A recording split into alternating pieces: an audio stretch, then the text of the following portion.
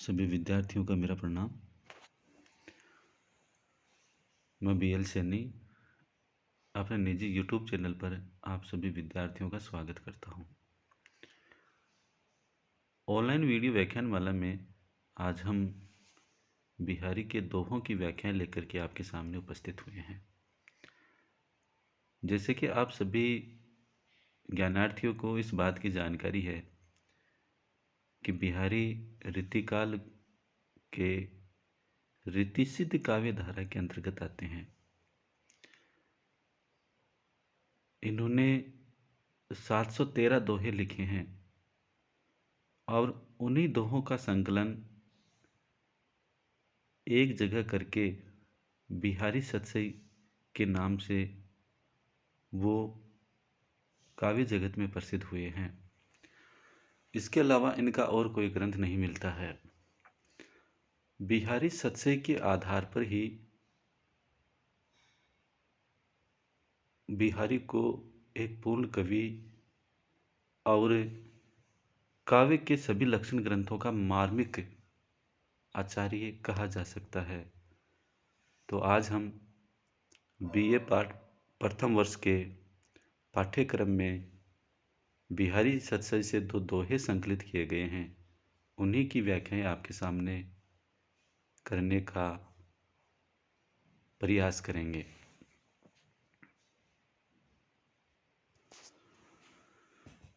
जैसे कि आपको स्क्रीन पे बिहारी लाल के जो दोहे पाठ्यक्रम में सम्मिलित किए गए हैं वे स्क्रीन पे दिखाई दे रहे हैं, तो हम इनका वाचन करते हैं।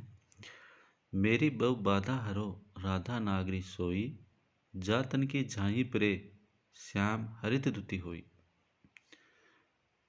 यह बिहारी का पहला दोहा है। बहुबाधा सांसारिक बाधाओं को कहा गया है। हरो दूर करो, नष्ट करो। नागरी चतुर के लिए है। तन शरीर की झाई झलक पड़ने से। श्याम श्री कृष्ण के लिए है। हरित दुति प्रसन्न होने से तात्पर्य है। यह दोहा बिहारी सतसई से उद्धृत है और इसे ग्रंथ रचना के प्रारंभ में कवि ने मंगलाचरण के रूप में प्रार्थना करते हुए प्रस्तुत किया है। वे इस दोहे में राधा के स्वरूप का वर्णन कर रहे हैं और अपनी सांसारिक बाधाओं को दूर करने के लिए निवेदन कर रहे हैं। कविवर बिहारी प्रार्थना करते हुए कहते हैं कि हे चतुर राधिका जी, आप मेरे सांसारिक कष्टों का निवारण करें। आपके शरीर की छाया पड़ने मात्र से ही भगवान श्री कृष्ण के शरीर में एक प्रसन्नता की हरित आभा उभर आती है।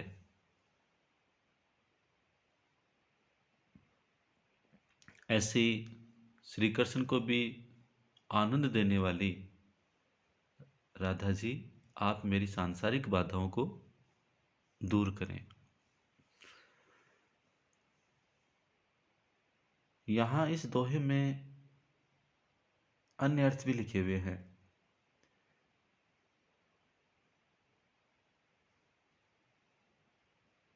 जैसे कि अपन ये भी कह सकते हैं कि बिहारी राधा जी को संबोधित करके कह रहे हैं कि हे राधा जी, आप मेरी सांसारिक बाधाओं को हरे ताकि मैं अपने जीवन में कामयाब हो सकूं।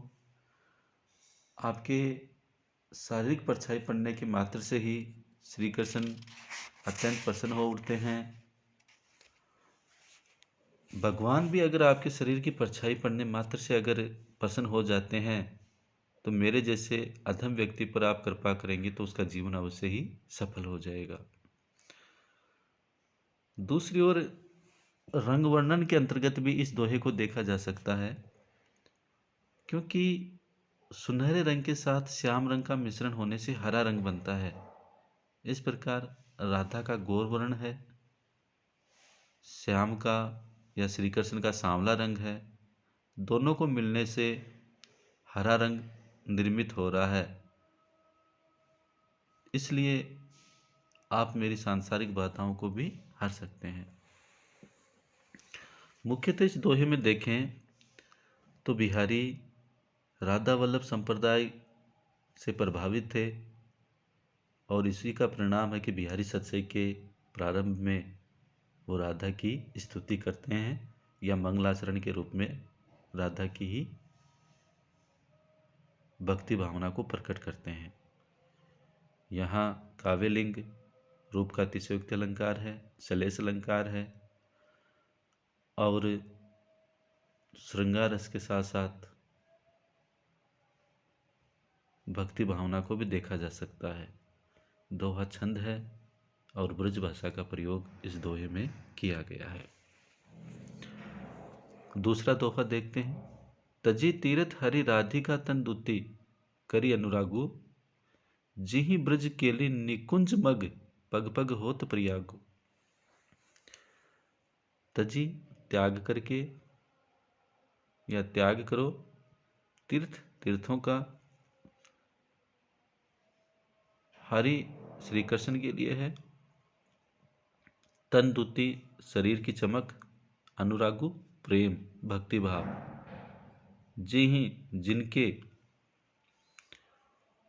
ब्रज केली निकुंज मग, ब्रज प्रदेश में केली करते हुए निकुंजों के रास्ते में पग पग कदम कदम पर होत हो गए हैं प्रयागु, प्रयाग तीर्थ के समान पवित्र तीर्थ स्थल। यह दोहा भी बिहारी सत्सई से लिया गया है।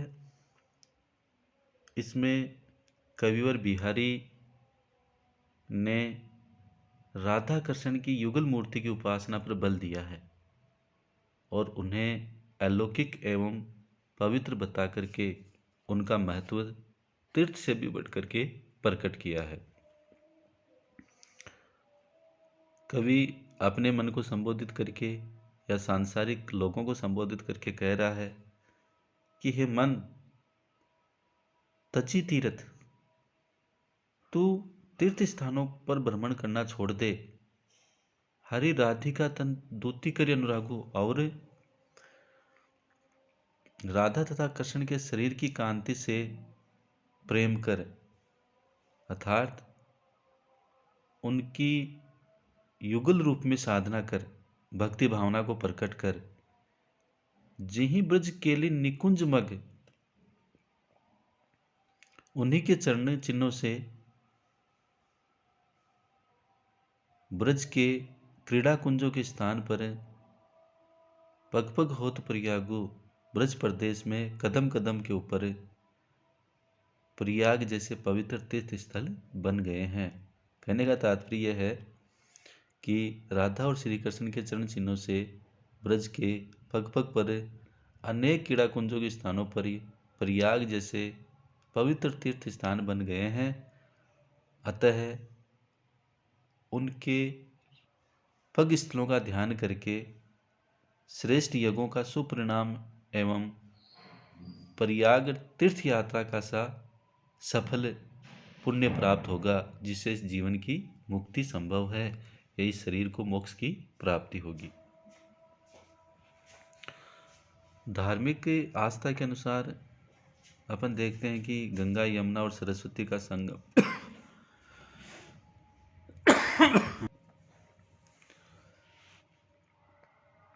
धार्मिक आस्था के अनुसार प्रयाग में गंगा यमुना और सरस्वती का जहाँ संगम होता है वहाँ प्रयाग है और प्रयाग में स्नान करने से व्यक्ति के संपूर्ण सांसारिक कष्टों का निवारण होता है, पापों से मुक्ति मिलती है। तो कवि भी इसी भाव को प्रकट करता है कि राधा और श्री कृष्ण दोनों ही गौर और श्याम वर्ण के हैं और दोनों जब जहाँ मिलते हैं वहाँ हरित पीत वर्ण का निर्माण होता है। तो तीनों ही गंगा यमुना सरस्वती नदियों के समान वहाँ तीनों का ही संगम हो रहा है। तो वो एक प्रकार से प्रयाग रूपी त्रिवेणी तैयार हो गई है। अवश्य ही पापों से मुक्ति प्रदान करेगी। इस दोहे में कवि ने राधा और कृष्ण के युगल रूप से प्रेम भाव रखने का उपदेश दिया है। यहाँ रति भाव है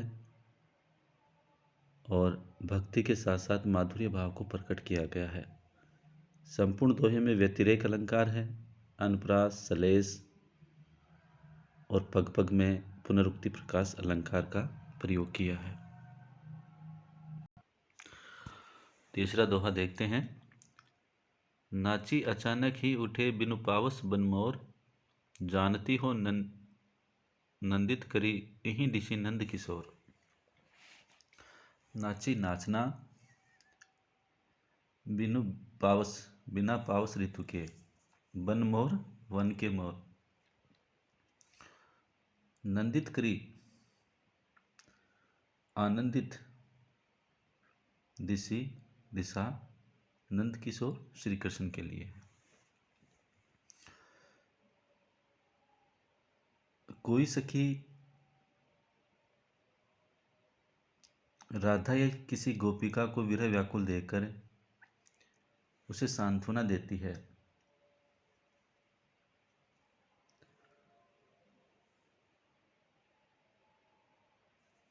और जो कुछ कह रही है वो यहाँ प्रकट किया गया है। बिहारी कहते हैं कि नायिका की सखी नायिका से कहने लगी कि हे सखी, नाची अचानक ही उठे बिनु पावस बनमोर, कि देख आज बिना वर्षा ऋतु के ही वन में अचानक मोरों ने नाचना प्रारंभ कर दिया है। जानती हो, मैं तो ऐसा जानती हूं या मुझे तो ऐसा लग रहा है, नंदित करी यही दिशि नंद किशोर, कि शायद कहीं नंद किशोर श्री कृष्ण आज वन विहार के लिए निकल पड़े हैं और उनको ही घनश्याम के रूप में देख करके वन के मोरों ने बोलना और नाचना प्रारंभ कर दिया है। इस कारण यही दिशि नंद किशोर, वन की यह दिशा आनंददायिनी हो गई है। मुख्य रूप से अपन देखते हैं कि कदाचित वन में श्री कृष्ण से विरह व्यथित नायिका की भेंट हो जावे, इसी आशय से सखी ने नायिका के मन को रखने के लिए ऐसा कहा है। दोहा छंद है, ब्रजभाषा है, भ्रांतिमान, अनुमान और विभावना अलंकार यहाँ प्रस्तुत किया गया है। अगला दोहा है। कहत नटत रीजत खीजत मिलत खिलत लजियात, भरे बहुन में करत है नैनन ही सब बात। कहत कहना, नटत मना करना, रीजत प्रसन्न होना, खिजत नाराज होना, मिलत मिलना, खिलत मुस्कुराना, लजियात लज्जाना। बड़े भवन लोगों से भरा हुआ मकान या घर, नैननु नेत्रों से ही।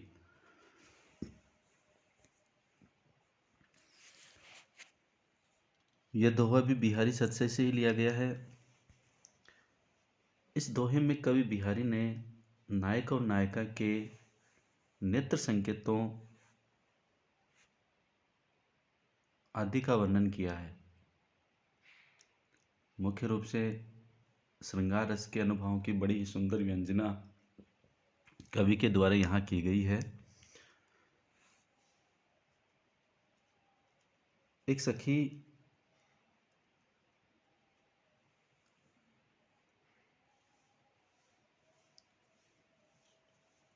दूसरी सखी से कहती है कि नायक और नायिका लोगों से भरे भवन में सब व्यक्तियों के सामने नेत्र संकेतों के माध्यम से ही बातें कर रहे हैं। नायक अपने नेत्रों के माध्यम से ही नायिका से अभिसार का प्रस्ताव रखता है, तो नायिका नट जाती है। कहत नटत, नायक ने नायिका के सामने नेत्रों के माध्यम से अभिसार के लिए कहा। नटत, तो नायिका ने मना कर दिया नेत्रों से ही। अब इधर नायिका के नटने की कला को देख करके रीझत नायक उस पर रीझ जाता है, परंतु उसके इस प्रभाव से या इस प्रकार के व्यवहार से खिजत नायिका उससे नाराज हो जाती है, खींच जाती है। थोड़ी देर दोनों में कोई नेत्र व्यापार नहीं है। कुछ समय बाद मिलत दोनों के नेत्र आपस में पुनः मिलते हैं और खिलत दोनों के चेहरे मुस्कुराने लग जाते हैं। लज्जिया, तो इसे नायिका लज्जित होती है या उसे शर्म आने लगती है।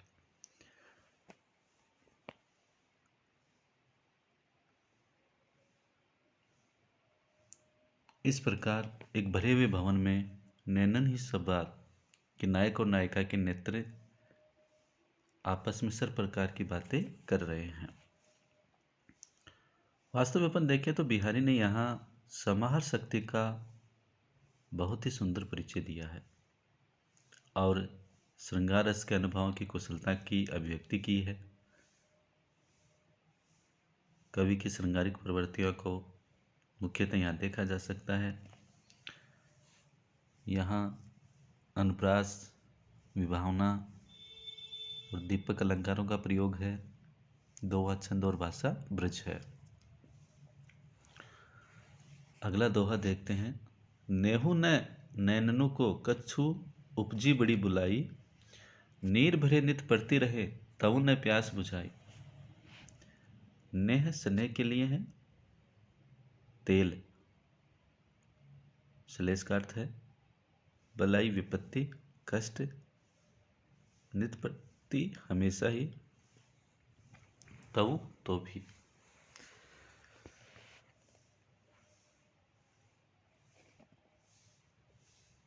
इस दोहे में कोई पूर्वानुरागिनी नायिका है, वह विरह वेदना के कारण अपने नेत्रों की जो विचित्र स्थिति हो गई है उसको प्रस्तुत कर रही है और अपनी सखी से कहती है, नेहु न नैननु को कछु उपजी बड़ी बुलाई, कि हे सखी,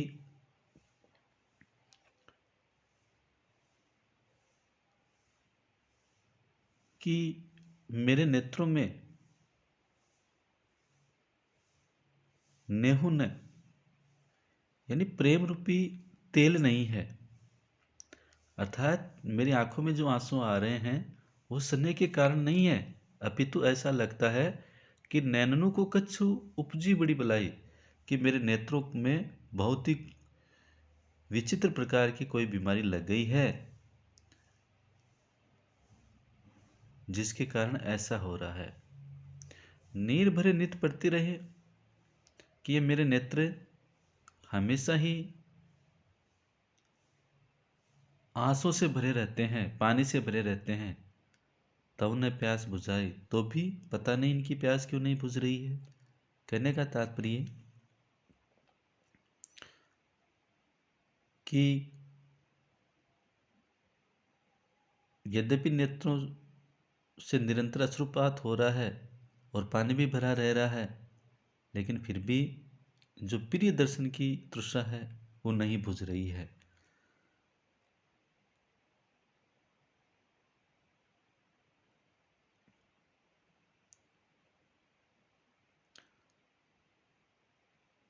यहाँ वास्तविकता तो यह है कि नायिका नायक के प्रेम का प्रत्यक्ष दर्शन करना चाहती है, लेकिन उनकी विरह वेदना में दिन रात आंखों से आंसू गिरते रहते हैं।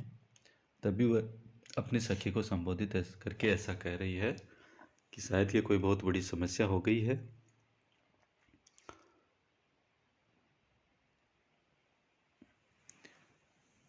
यहाँ भी अनुप्रास तथा विशेषोक्ति अलंकार का प्रयोग किया है।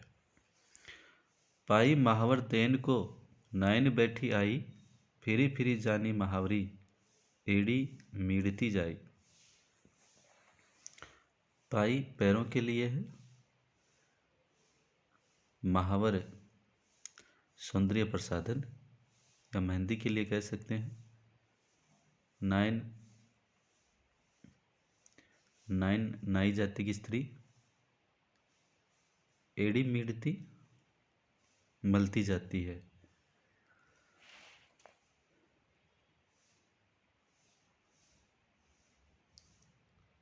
इस दोहे में कवि बिहारी ने नायिका की एड़ियों के सौंदर्य का वर्णन किया है। कोई द्विती नायक से नायिका की एड़ियों की सुंदरता को प्रस्तुत कर रही है।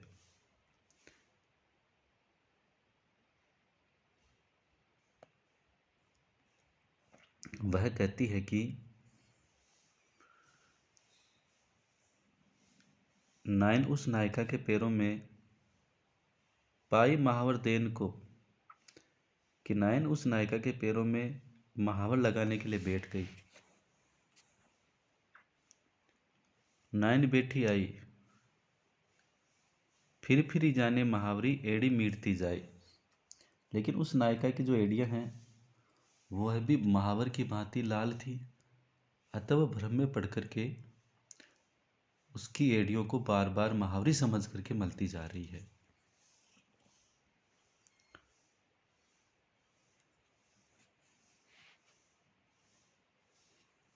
कुलीन परिवारों में नायन के द्वारा स्त्रियों के महावरी लगाने की परंपरा थी और उसी की ओर कवि ने संकेत किया है।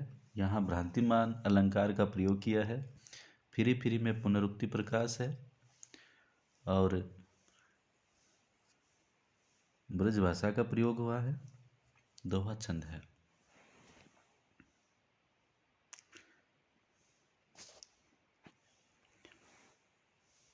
धन्यवाद विद्यार्थियों। इस प्रकार आज हमने आपके पाठ्यक्रम में सम्मिलित कुछ दोहों की व्याख्याएं आपके सामने प्रस्तुत की हैं। वीडियो को अवश्य लाइक करें। शीघ्र ही आगे की दोहों की व्याख्या लेकर के भी हम आपके सामने उपस्थित होंगे।